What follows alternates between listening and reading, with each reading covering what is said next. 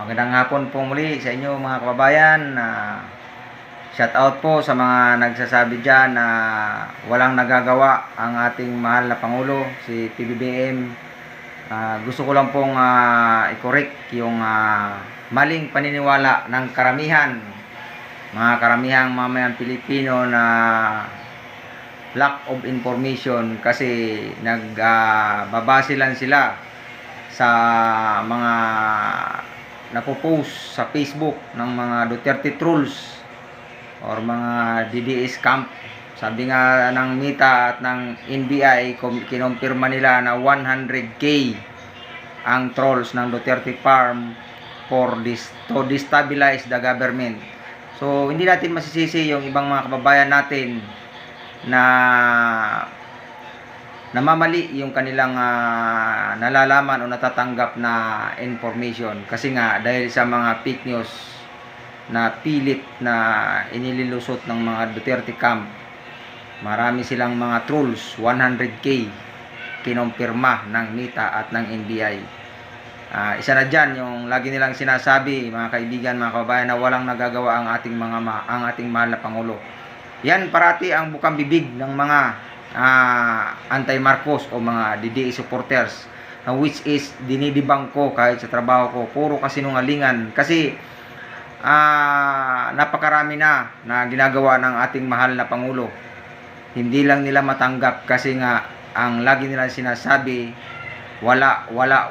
At pag once na may nagagawa ang ating mahal na Pangulo, sampal ito sa kasinungalingan nila. Yung iba babanggitin ko, hindi ko nalalahatin dahil pag nilahat ko matatambakan kayo dito sa sobrang dami.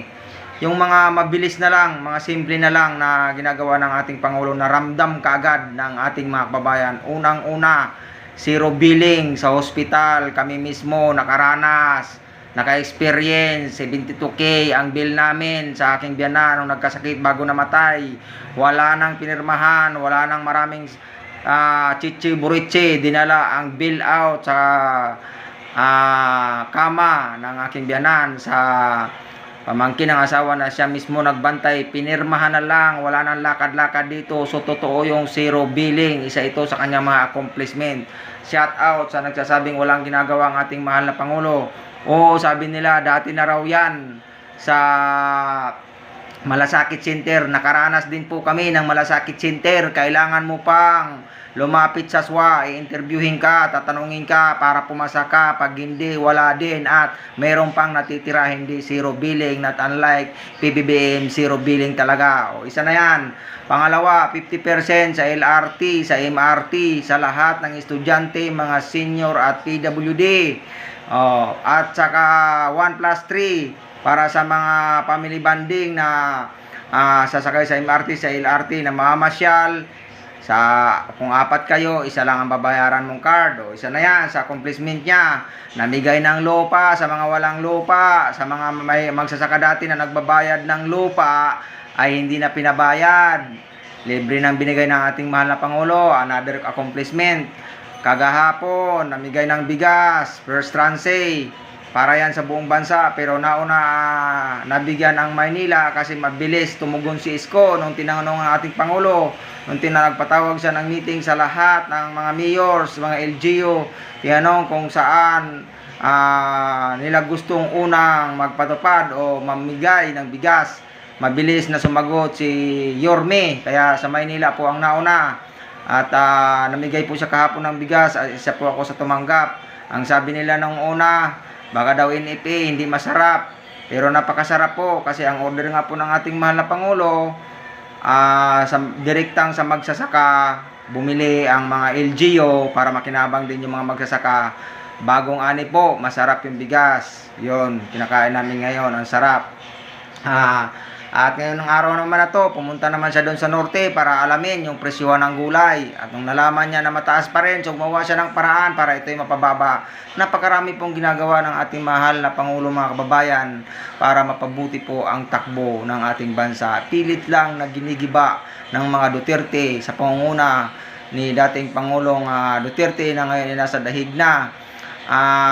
Pilit niyang ginigiba, sinisiraan si PBBM. Siya lang ang bukod tanging presidente na matapos ang termino nag-ingay Siniraan si BBM, yun pala para maagaw yung power kay BBM at maiupo si Inday bilang presidente. Gagayahin nila yung katulad nung nangyari, yung ginawa ni Gloria kay Irap. Pag nagkataon, which is 10 years nga naman nilang hahawakan ang gobyerno, plus yung 6 years Duterte, yung 16 years na yon na panghawak nila sa ating bansa, malaki na yung magagawa nila na matupad yung pangarap nila na i-control ang bintahan ng droga sa buong bansa at maibinta ang buong West Philippine Sea sa China. Kahit wala akong pinapakitang facts dito, pero kung kayo mula sa katotohanan nangyari sa ating bansa, alam nyo na totoo yan. Maka-China sila. Kawawa ang ating bansa pag sila pa rin ang namuno, magugulat na lang tayo, province of China na tayo. Yan ang pinapakalat nila sa atin nung sila pa nakaupo. Philippines Province of China. Tubig lang daw ang West Philippine Sea. Ibigay na natin daw yan sa China. Ang hindi niya alam, akala niya iti-iti ang karamihang Pilipino. Akala niya tubig lang. Yung akala niya, hindi alam na maraming Pilipino nakaalam dyan na mayaman yan sa mineral gas. Napakalaking pera ang makukuha dyan. In case na mag-operational drilling na yan. So, yun na nga, yung Kamago 3, na-discover na ating mahal na Pangulo, nag-uumpisa na ngayon bilang solusyon sa mahal ng gas. Sasabihin ng mga alidista, walang ginagawa ang ating mahal na Pangulo sa pagmahal ng presyo ng langis. Meron na po. Huwag kasi kayong maniniwala sa mga kampo nila na nagpapakawala ng fake news. Dahil fake news talaga yung malalaman nyo. Magiging mangmang kayo niyan pag dyan kayo nag-relay. Gising-gising. Hoy, gising! Sabi ni Ted Pailon na isa ring DDS. Bilib sana ako dyan dati. Pero wala, kulang din sa pag-analisa sa katotohanan kung sino ang nagsasabi ng totoo, mga kababayan. Research, aral-aral. Pagdating sa mga infrastruktura, napakarami na ng ginagawa ng ating mahal na Pangulo. Nandyan yung bagong bukas na Skyway. Mula sa Cavite papunta sa South Luzon Expressway. So tuloy-tuloy po, mga kababayan, ang ginagawa ng ating mahal na Pangulo. Ipinagpatuloy niya ang Bell program ng dating Pangulong Duterte at tinuloy-tuloy naman niya sa BBM o Bell Better More. 120 ang nakalista sa kanya lang. 194 po lahat yan. Yung 74 dyan sa Bell, ipinagpapatuloy po ng ating mahal na Pangulo. Kaya shout out dyan sa mga nagsasabing walang ginagawa ang ating mahal na Pangulo. Masama po ang nagsisinungaling. Mag-research, mag-aral, magsaliksik para hindi po tayo lumalabas na mangmang. Yun lamang po, magandang hapon at God bless you sa inyong lahat.